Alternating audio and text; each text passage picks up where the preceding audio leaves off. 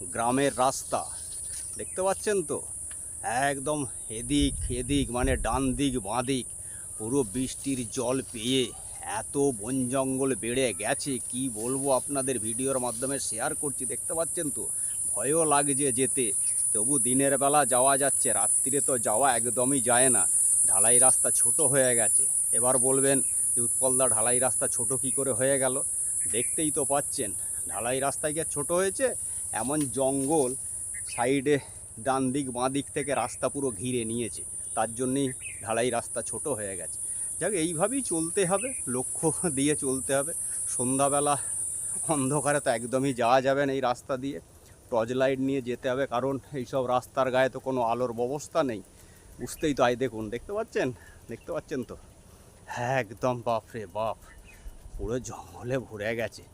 আর তারপরে তো শিয়ালের উৎপাত আছেই। যাই হোক, এইভাবে চলতে হবে। দেখিয়ে দিলাম গ্রামের মুহূর্ত, গ্রামের ঢালাই রাস্তা। ভালো থাকবেন, সুস্থ থাকবেন। পরের ভিডিও নিয়ে আবার আসবো। নমস্কার।